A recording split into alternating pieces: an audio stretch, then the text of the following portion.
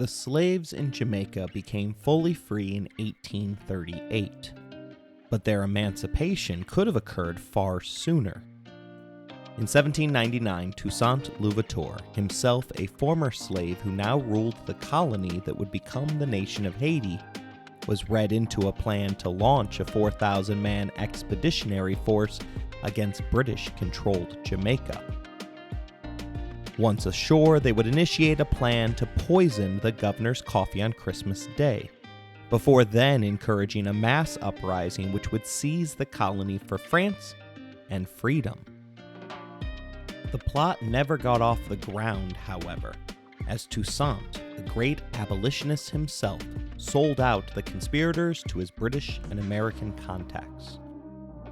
Isaac Saspeiros, a French Jewish idealist, was subsequently arrested for his role within the planned uprising. He was left for days, rotting in a cell in Kingston town. A coffin happened to have been left as his only companion. He was hanged 2 days before Christmas, the intended day of a slave revolt that had never occurred.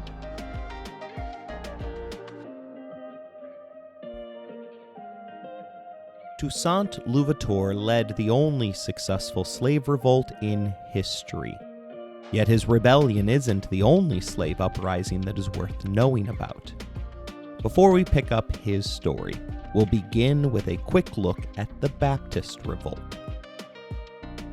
Jamaica's founding story is quite similar to Haiti's own. Christopher Columbus claimed the island for Spain as a part of his second voyage to the Americas. The indigenous Taino people were soon forced into slavery and eventually exterminated. Control of the island transferred to the British after they let loose an army of privateers, which is a fancy word for government-approved pirates. They were commanded by Sir Henry Morgan, the man who would go on to serve as the inspiration for the rum peddler Captain Morgan. The island's conditions were ripe for the production of sugar, the main cash crop of the era. Soon, they expanded their options through the distillation and production of rum, which on the island was first identified by the name of Kill Devil. Writer Wayne Curtis reveals in his book And a Bottle of Rum that the decision to make the Caribbean signature liquor came down to the simple calculation of the fact that they had nothing better to do with the molasses, a byproduct of sugar cultivation. Prior to the invention of rum, molasses had primarily been used as the chief ingredient in an enema designed to deal with the dry grips, another unwanted byproduct, this time of the lead-infected water throughout the Caribbean. As Kill Devil took over the island, the British became known for their hard partying ways, with Captain Thomas Walduck remarking in 1708 that upon all the new settlements the Spaniards make, the first thing they do is build a church. The first thing ye Dutch do upon a new colony is to build them a fort. But the first thing ye English do, be it the most remote part of ye world or amongst the most barbarous Indians, is to set up a tavern or drinking house.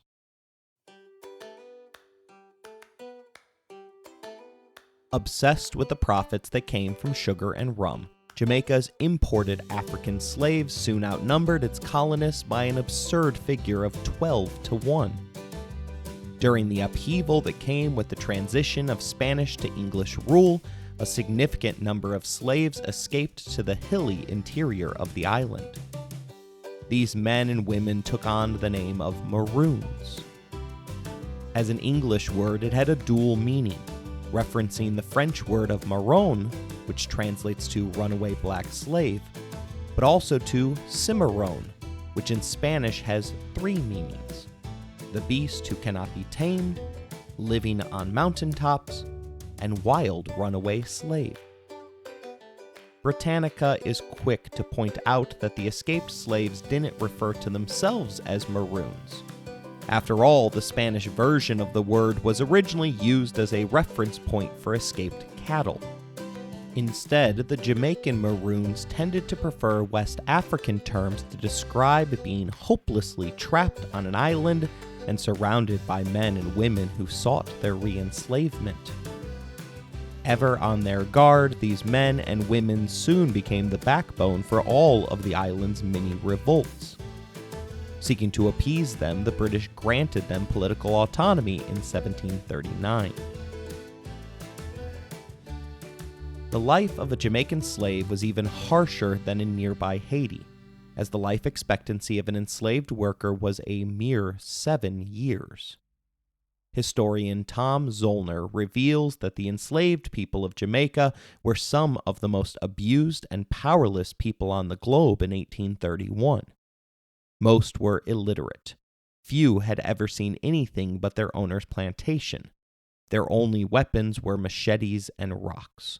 They constantly lived on the edge of hunger and harsh punishment. Yet even in this isolated atmosphere of extreme deprivation, they developed durable strategies for a politically successful revolution. Zollner's main thesis is that by the time of the Baptist Revolt, Jamaicans had already perfected techniques that would be utilized by Mahatma Gandhi, Nelson Mandela, as well as the anti-Nazi French freedom fighters.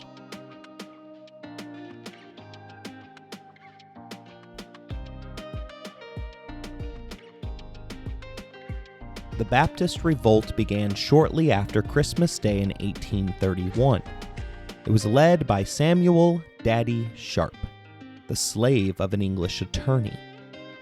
Like America's Nat Turner, Daddy Sharp was a lay deacon of the Burchell Baptist Church, utilizing his faith to rally others to his cause. This Jamaican version of the Baptist Church interprets Christianity from an African perspective, merging the worship of Jesus with West African practices such as drumming, dancing, and hand clapping, all of which were hallmarks of the Moral and Obe faiths. Theologian Noel Leo Erskine explains the popularity of the faith by pointing out that it was central to establishing human dignity for the slaves, writing that during slavery, prayer and class meeting under church leaders provided an experience of humanity, dignity, and brotherhood, which no other institution could provide. The stories within the Bible revealed to this illiterate group of captives the existence of biblical Ethiopia and Egypt, allowing them to pierce holes in the white man's teaching that only their race was capable of forming a civilization. This Ethiopian-centric viewpoint would eventually become the centerpiece of the theology behind Rastafarianism, which, according to the Goucher Journal of Undergraduate Writing, teaches a specific form of critical race theory, one that purports that the white man has constructed and legitimated a society that is oppressive to the black man. The journal informs us that they call this society Babylon, and the Rastas, which won't form until 100 years after Daddy Sharp's rebellion, make every attempt to defy Babylon by refusing to live by the oppressor's rules. Hence, they wear their hair in dreads and smoke marijuana whenever they desire. Understanding this is key to deciphering a number of Bob Marley quotes, such as, "The more people smoke herb, the more Babylon fall." More important to the early Jamaican Native Baptist movement was their strict adherence to the belief that David and Abraham were both black men. This layer of racial identity laid the groundwork for their desire to replicate each man's biblical feats of establishing a kingdom of heaven on earth. The churches in Jamaica quickly became an informal network for spreading news. Toussaint's role in governing Haiti was a frequent topic of conversation, as was the creation of an anti-slavery society in London. Believing a false rumor that their overlords were concealing the fact that the British Parliament had already granted them freedom, Sharp organized a 3-day strike, which covered Christmas Day as well as the traditional British holiday of Boxing Day. More than 20,000 forced laborers participated in the labor action. The timing of the strike was pivotal, as it meant that most of the island's crops would be ruined by the end of the protest.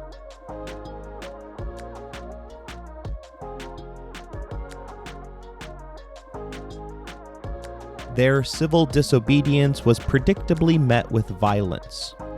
14 whites were killed over the course of 8 days. On the other side of the bloody ledger, 186 slaves lost their lives. The disparity in deaths owes to the fact that Sharp's Christian beliefs guided his hand, urging pacifism as a response to the violence.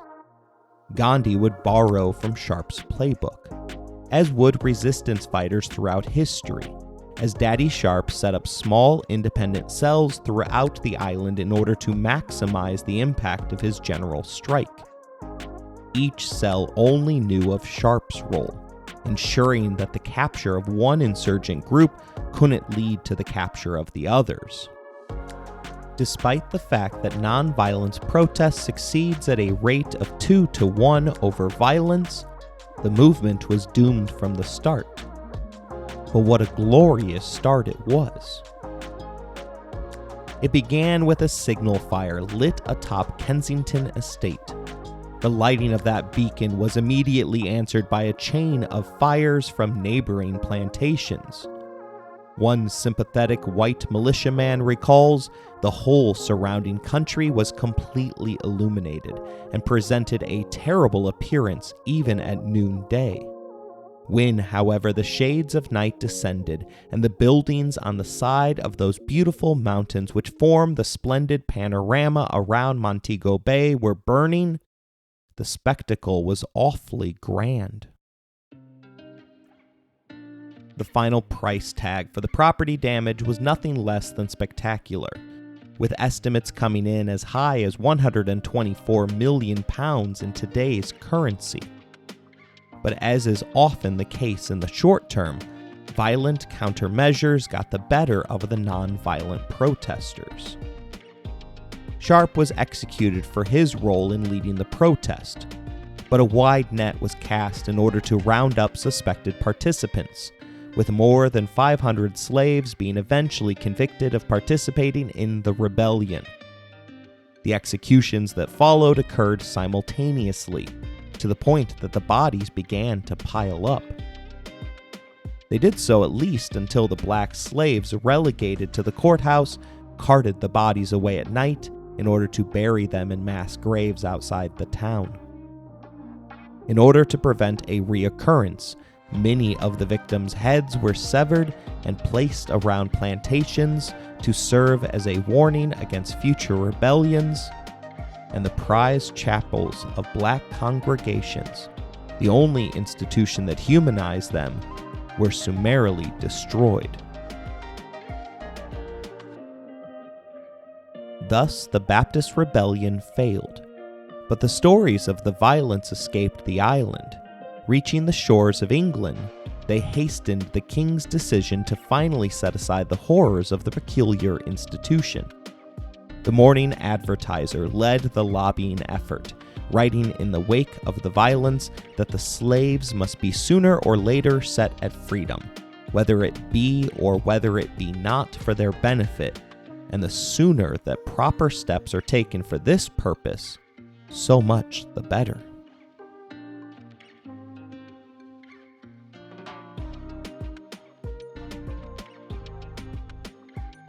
You're listening to Empires, Anarchy, and Other Notable Moments, a podcast designed for deep dives that assist in the teaching of history. This series regards Toussaint Louverture, the leader of the Haitian Revolution. Episode number 3, His Life as a King.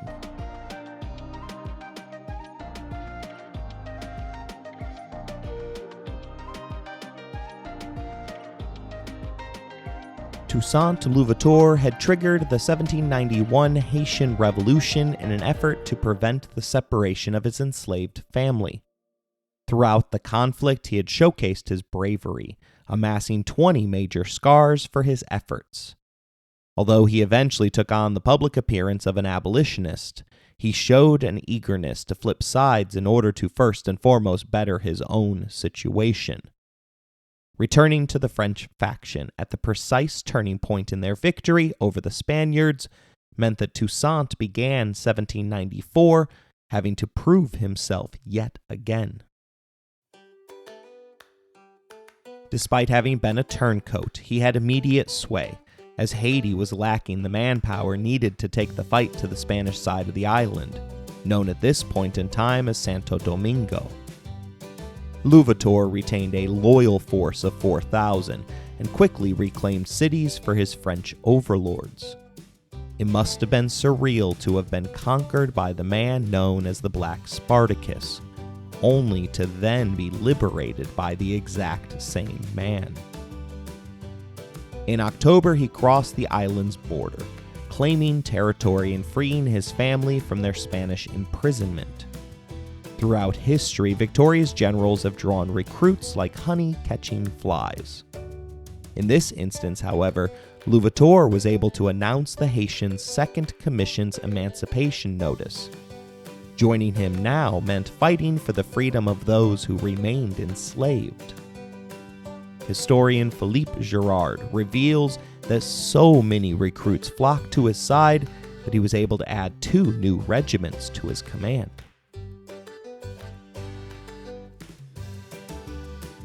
He was able to retain the loyalty of those beneath him through careful consideration of the little things. Historian Jeremy Popkin explains that he promoted loyalists, as did most of history's generals, but he also paid careful attention to every detail of the military situation confronting him, never losing sight of the larger strategic picture, including the importance of providing food, uniforms, and ammunition for his troops. He also recruited a network of informants among the blacks who were forced to serve the forces arrayed against him. Although he was now actively promoting abolition, the man known as Black Spartacus went out of his way to avoid angering the island's white and Creole populations. Popkin tells us that, like all good politicians, he knew how to frame arguments to appeal to the different audiences he wanted to win over, and to change his language to suit new circumstances. Unlike most of history's top generals, Toussaint looked first and foremost to brains rather than brawn. He besieged the city of Mirabales and worked behind the scenes to convince the community to come over to his side. Thus, he was able to take a key city without spilling a drop of blood. The conflict continued for the better part of a year, putting him up against Biassou, one of his revolutionary rivals. Louverture was victorious each time the two men clashed, and in July 1795, Spain was forced to sue for peace, ceding Santo Domingo to France. Seeking more power, Toussaint ensured that all of the blacks within the Spanish armies were enrolled directly into his own forces. The only exception was for their leaders, those he condemned to death. It was the first sign of how the Black Spartacus would rule, efficiently eliminating his enemies from the island via political means. Although he will never obtain the title of king, which this episode's title suggests, he will rule as though he were a despotic monarch, a man whom Niccolò Machiavelli would have been proud of, a man who knew that it was better to be feared than loved. Spain made no attempt to intervene in the decapitation of their allied black leaders, as Girard reveals that the Spanish were so quick to deport their black leaders to Cuba that Biassou's own mother was left behind in haste. Toussaint's rival managed to escape, but the rest of his story followed a common theme in the modern world, as he traveled from Cuba to Spanish Florida for his retirement and subsequent death of old age.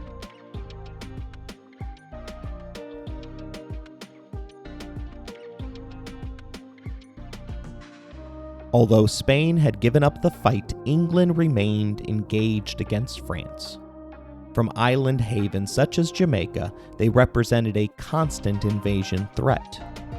In charge of the largest force on the island, the task was handed down to the main character of our story. After a setback that saw his hand crushed, Louverture relied upon the island's natural defenses to defeat the British. This strategy gelled with his favorite proverb: slowly goes far, and patience beats force.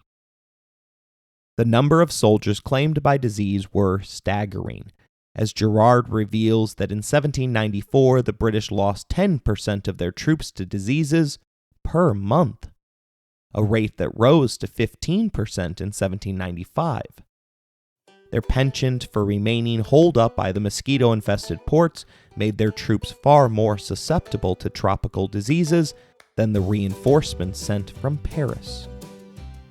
This doesn't mean that they were immune, however, as the French lost more general officers in the last 2 years of the Haitian Revolution than in any other campaign during the Napoleonic Wars.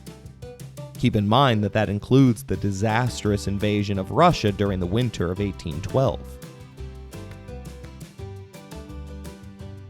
The fight against the British disrupted the only portion of the island's lucrative sugar plantations that hadn't been affected by the 1791 revolution. In this arena, 60 to 70,000 blacks remained beneath the yoke of servitude, while Toussaint waited for the island's endemic diseases to deliver the final blow. Jean-Jacques Dessalines had by this point become a subordinate of the Black Spartacus. The former coffee plantation slave of Toussaint commented that our vengeful climate is proof enough that the whites are not our brothers, and never will be. Because the British continued to cling to the institution of slavery, they were unable to replenish their losses with locals, and gradually were forced to give up their foothold on the island. The victorious Haitians happily raised the French tricolor flag across the entire island. Gerard writes that the flag was locally interpreted with the added twist that the blue, white, and red stripes of the French tricolor were intended to symbolize blacks, whites, and mixed-race people in the colonial context.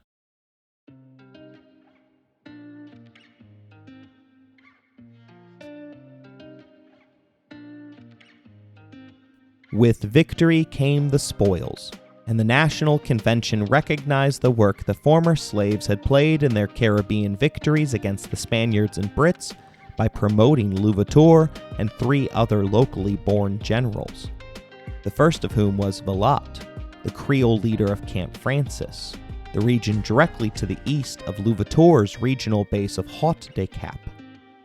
Also among those promoted by Paris was André Regard, a free man of color who had formed the so-called Legion of the South.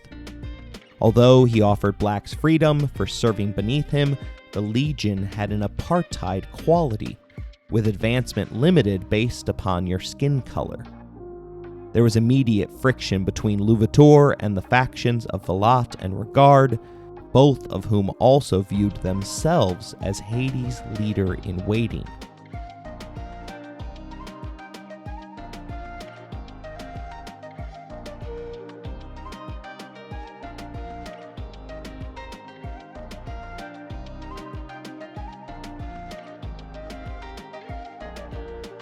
It can be a touch annoying when it seems like a historian or a storyteller sees race seemingly in every single action. But in the case of Haiti, nearly every decision happens to have race baked squarely into it. In the previously established racial hierarchy of the colony, the mixed-race Creoles had existed on the middle rung of a 3-rung ladder, beneath whites, but above blacks. In the aftermath of the Revolution, the whites maintained their top spot on the ladder through their immense power and influence. But the elevation of blacks to the second rung meant that the biracial population now found themselves at the bottom of a 2-rung ladder. By this point, it was clear that Toussaint, a black man, was angling for the top job. which by default would have pushed the Creoles even further down the rigid social hierarchy. Villatte struck first. The Creole general attempted a coup during the Ides of March in 1796. Girard notes, "For those who believe that Haiti's presidential seat is cursed, it also appears as though the governor's chair is as well." Popkin notes that on the surface, Villatte's coup seemed to represent a bid for power in the name of the free people of color, a group that had challenged the whites earlier in the revolution, and an effort to exclude the more numerous blacks from the leadership of the colony. It backfired completely, as Louverture didn't hesitate and moved his forces against Villatte, who was forced to back down.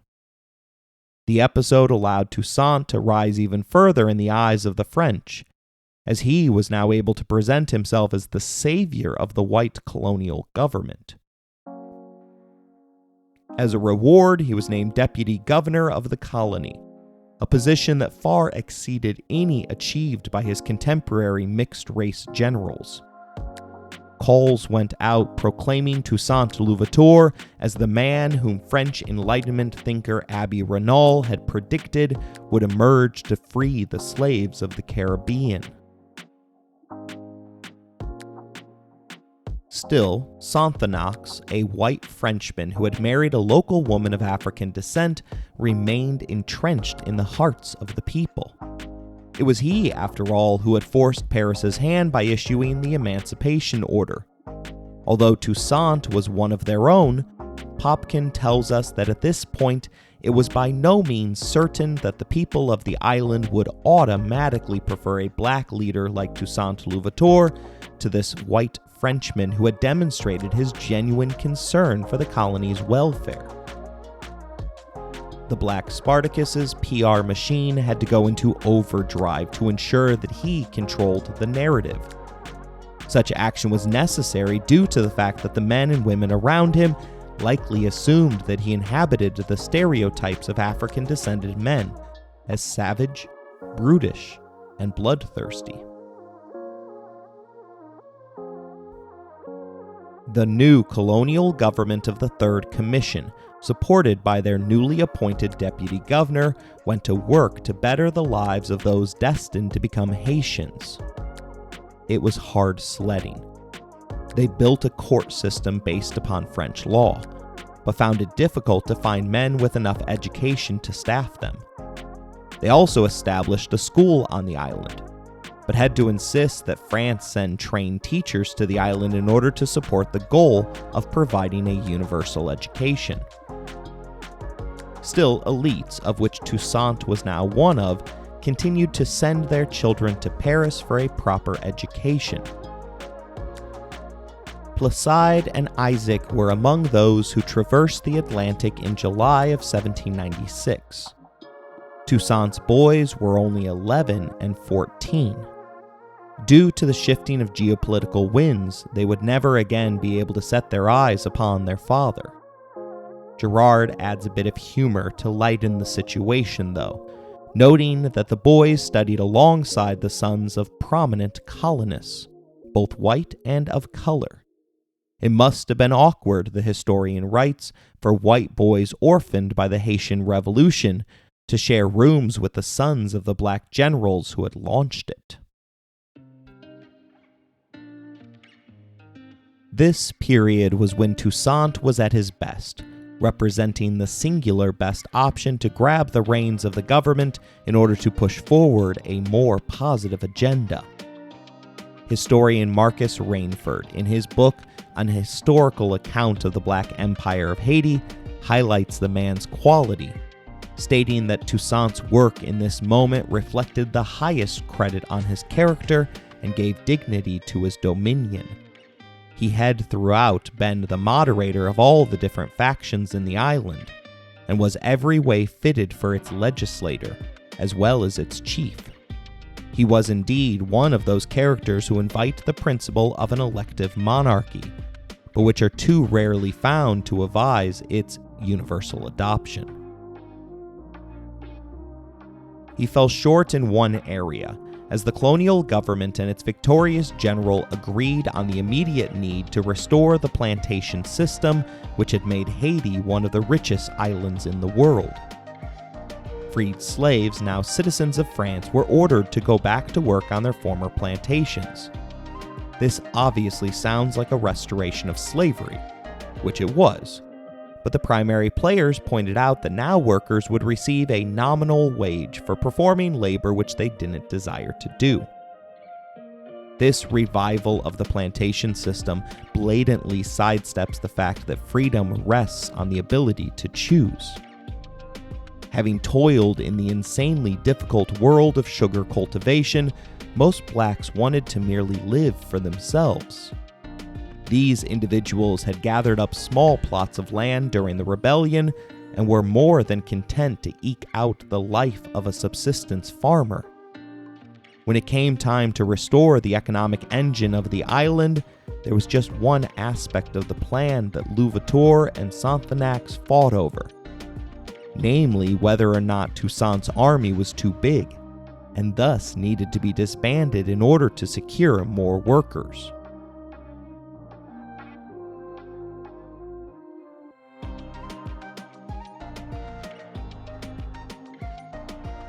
Seeking to deepen his political connections, Louverture dined regularly at the plantation home of Josephine Bonaparte's family. At the moment, the future dictator was adrift in Egypt, but he seemed to be a good horse to bet on in the race for France. Despite the victories that he accrued, Sonthonax's return brought Louverture's political rise to a screeching halt. Checks and balances were restored after the Third Commission removed Toussaint's civilian role as deputy general, while retaining his generalship over the colonial armed forces. Rather than lashing out in anger, the Black Spartacus reminded himself that slowly goes far, and patience beats force. Gerard lets us know that the friction between the two men only increased, with the head politician regularly sending instructions to Louverture's military subordinates in an infuriating breach of the chain of command. Additionally, Sonthonax restored the National Guard and rural police force in an effort to buttress his own power. The combined forces of the two armed groups would be enough to challenge Louverture's army. The relationship soured to the point that 1 year into their divergent roles, Toussaint set plans in motion to push out the man who technically had freed his wife and family from slavery. The pseudo-coup ironically occurred on the 5th anniversary of the overthrow of King Louis XVI. Toussaint, acting as general of the armed forces, used the celebration as cover for stationing his loyal guard strategically throughout the city of Cap. Once they were in place, he informed Sonthonax that the only way to avoid bloodshed would be if the commissioner left for France at once to take up a seat in Parliament that he had won in absentia a year earlier. Showing himself to be a man of supreme political intellect, it had been Toussaint himself who had nominated Sonthonax for the position in the first place. 2 days later, after the trap had been revealed, the politician's family joined him on a boat to once again brave a crossing of the Atlantic. Fully aware that he was sending a political enemy into the beating heart of the French Empire, Louverture hastily published transcripts which suggested that the commissioner had planned to execute all white planters before proclaiming an independent nation. Obviously, the transcript was completely fabricated, but it would at least sow doubt into whatever tale the Frenchman spun to the ruling Directory. In some instances, muddying the water is as good as winning an argument outright. As incredible as it may seem, Gerard reveals that the Directory bought the trumped-up story, or at least pretended to, and reaffirmed its confidence in Louverture. His legacy erased Sonthonax, the first man to abolish slavery in an American colony, became a footnote in history. His last relevant public statement was one that ensured France's acceptance of the man who had overthrown him, informing Paris that conditions on the island were improving. The fallen commissioner pointed out that a provisional police force organized across the whole territory has put down vagabondage, and the love of work is so strongly engraved in their hearts that the blacks from plantations that had been burned are restoring the buildings themselves. In spinning the island's problems away, Sonthonax had made two errors in judgment. First, Napoleon, who had just finished his coup over the Directory, cared little about the overseas empire. Secondly, why upset the blacks that were supposedly working to restore Haiti's empire by overthrowing the highest-ranking black official within the empire?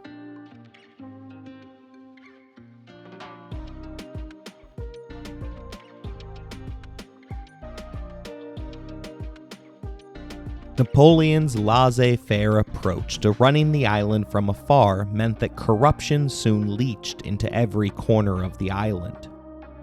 Popkin writes that French policy was to try to keep plantation policies intact, so that sugar production could eventually be revived, rather than dividing them into smaller farms for individual families.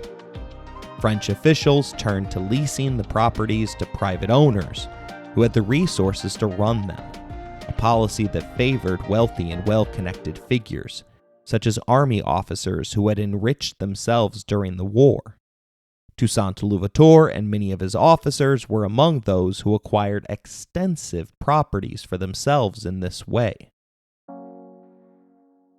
Those who sought to avoid the restoration of the plantation system took refuge in the island's mountain regions, eking out an existence as subsistence farmers, as though they were the island's original Maroons. The result of such a large influx of settlers was the exacerbation of deforestation and soil erosion that began on the slopes and soon spread across the entirety of Haiti. These dual problems only grew worse in the 20th century, with Haitians burning charcoal derived from the island's forests as their main source of energy. Today, geography classes around the world stare at an overhead map of Haiti and the Dominican Republic. From the vantage of space, one can see a literal borderline separating a vibrant forested island from one that can only be described as desolate, barren grassland. The dichotomy is used to convince students that government policies matter when it comes to the protection of the environment. Vice President Al Gore even used that map as a part of his award-winning climate documentary.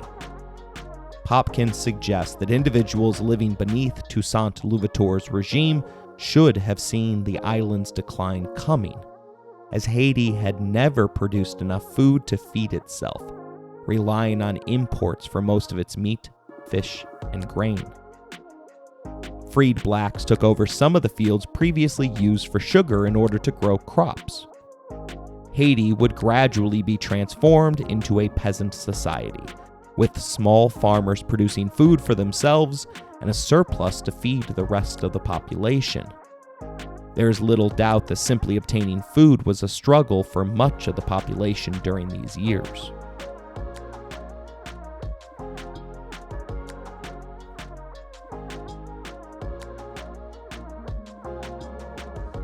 The extent that Louverture derived his authority from the armed forces didn't help, as 10 to 15% of the island's young population remained employed by the armed services.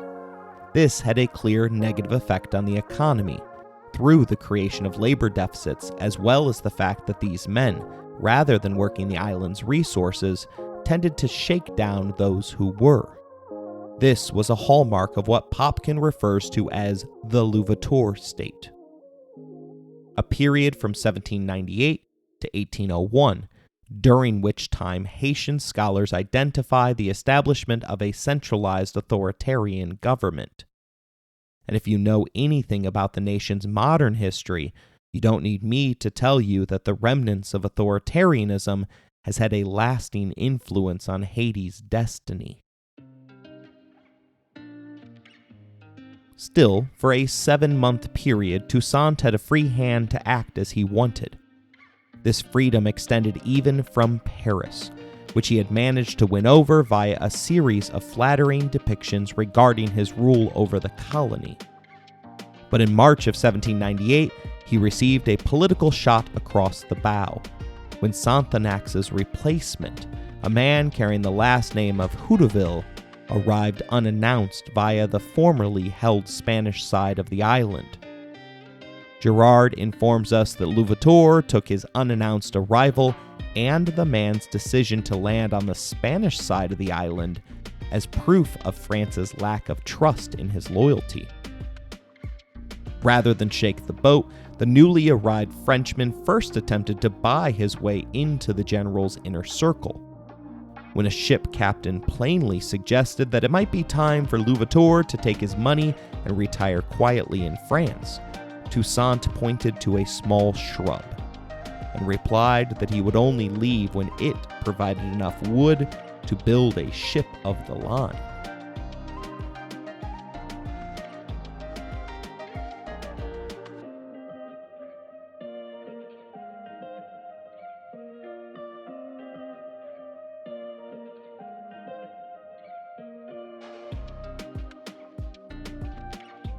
He got rid of this new French overseer via a nasty rumor that the man was attempting to restore slavery to the island. Houdeville responded to the affront by disbanding Toussaint's nephew's regiment, after which 10,000 angry unemployed soldiers appeared at the gates of the city of Cap, demanding immediate island justice. With the crowd calling for his head, Napoleon's babysitter hastily set sail for mainland Europe. His confidence now at an all-time high, Louverture began to boast that he had waged war with 3 countries, France, Spain, and England, and that he had won all 3. The next threat to his hegemony was internal, as Andrew Regard, the biracial general who had led the Legion of the South, appeared increasingly likely to challenge Toussaint's rule. In order to restock his arsenal, Louverture looked to the United States. The two were an unlikely match, as the name Toussaint Louverture was already being used across the South, terrifying the dinner tables of the Southern slave owners. The timing happened to be just right, however, as John Adams was currently inhabiting the Oval Office. Unlike his predecessor or his successor, America's second president had never participated in the slave trade, and therefore wouldn't have shared Washington or Jefferson's concerns about being seen negotiating with a black man as an equal. At the moment, America had suspended all trade with France over an undeclared quasi-war that witnessed both nations behaving badly, as though they were pirates on the high seas. Soon after his delegate met with the president, a Toussaint clause was inserted into a trade embargo bill that allowed for the U.S. to bypass its boycott of French goods in order to continue trade exclusively with Haiti. Rather than sending a second consecutive hardliner to serve as the island's colonial minder, Paris pulled a U-turn and empowered Philippe Rome, a moderate abolitionist white planter. This time, France made sure to notify the Haitian government of their agent's arrival time and location. This proved to be a dreadful mistake, as Toussaint arranged for loyalist protesters to be lined along the thoroughfare between the port and colonial seat of power. Gerard notes that by the time Rome completed his journey, he had gotten the point. He only lived at Louverture's discretion. The agent of France immediately announced that he would do nothing without first consulting Louverture. This was a man that the Black Spartacus could live with. Keeping in line with Sun Tzu's advice to keep your enemies closer than your friends, Toussaint never let him out of his sight, even going so far as to serve as the chief witness for Rome's wedding to his mixed-race mistress, as well as overseeing the baptism of their daughter.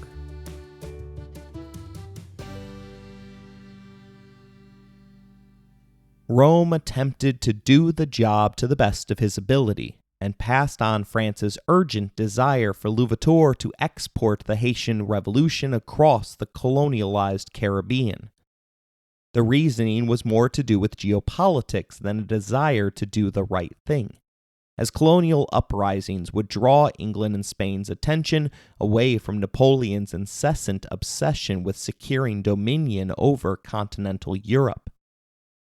Gerard explains that France specifically wanted him to attack the southern United States or Jamaica. The French agent assigned to Guadeloupe had already successfully invaded their neighboring islands with black freedmen, and the French were hoping to continue the strategy against their larger competitors. But Louverture did not want to risk his life in what he viewed as some harebrained adventure overseas, even one that offered the promise of altering the course of world history.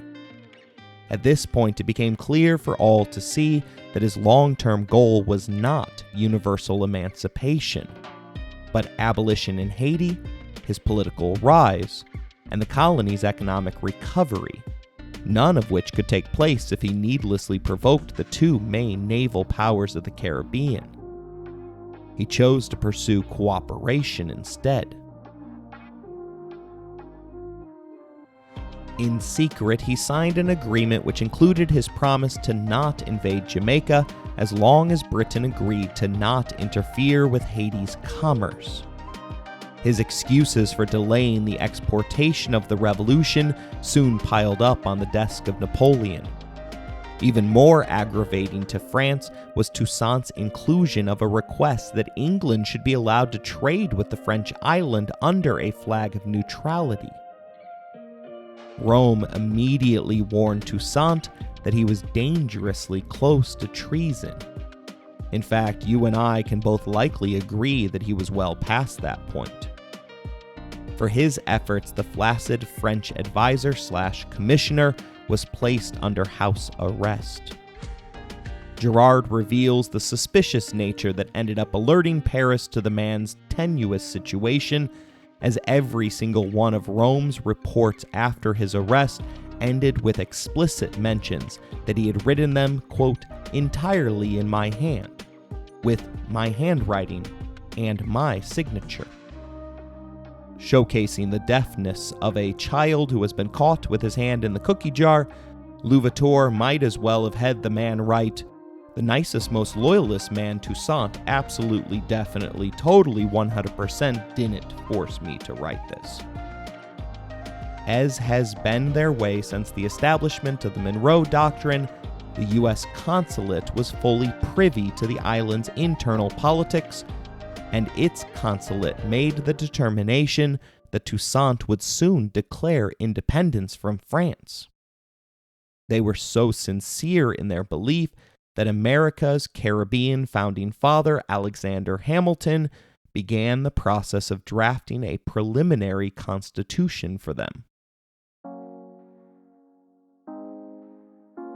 But Louverture's focus remained squarely on short-term threats to his rule. At the moment, that was the man who had formerly controlled the Legion of the South, Regard. After a 10-year absence, Regard had re-emerged on the scene, demanding his land and titles back. Historian Marcus Rainsford labeled them as ancient enemies, while Gerard explains the inescapable difference between the two men, pointing out that Regard was of mixed race, while Louverture was black. Regard disliked priests, whereas Louverture courted them. Regard was a southerner, Louverture was a northerner. The man was a radical in every sense of the word. At the beginning of the revolution, he had declared that no peace would be permanent until one class of people had exterminated the other. When the two finally came to blows, Regard had the upper hand, with Toussaint barely surviving an assassination attempt. And when I say narrowly, I mean it, as 2 bullets buzzed through the hat that he was wearing. The conflict that followed became known as the War of the Knives, and it became known for its untold levels of brutality. Toussaint's pro-plantation policies had riled up his constituents. Thus, some historians have seen the popular support for Regard as a direct response to his strict labor policies and attempts to accommodate the island's white planters. American support proved to be decisive. Fearing that a Regard regime would cut out U.S. trade in favor of restoring relations with France, the American fleet blockaded the southern ports, bombarded enemy positions, and transported Louverture's men to the distant front. Gerard notes that this was the first case of the U.S. military meddling in another country's internal affairs. Toussaint was thankful for the assistance, gifting the American captain of one warship more than 2,500 pounds of Haitian brewed colonial coffee. In June, Napoleon's emissary arrived to reaffirm Toussaint's position, forcing Regard, who had initiated the conflict by credibly claiming that he had the complete support of France, into abandoning the cause as well as the island, retiring to the European nation that had abandoned him and his family. After he and the emissary departed, the carnage began anew, with Toussaint's General Dessalines carrying out brutal reprisals against known Regard supporters.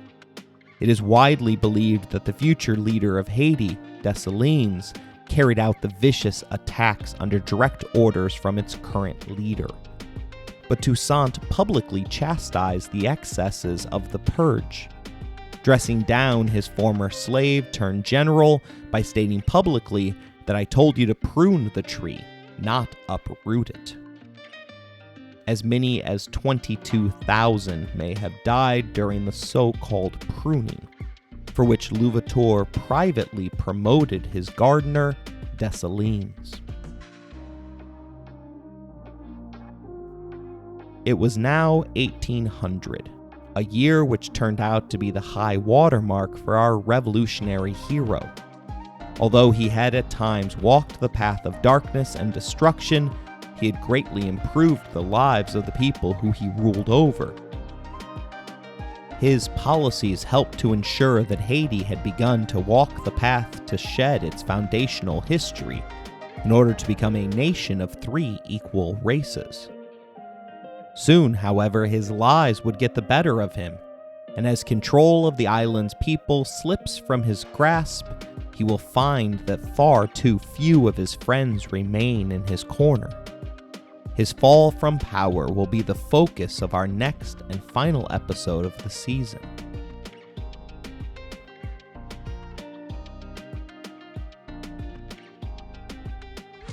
I hope you enjoyed this episode. If you want to interact with the show, you can email us at resourcesbylowery@gmail.com. If you would like to financially support the show, please look in the show description for more information. As always, thank you for listening, rating the show, and spreading the word.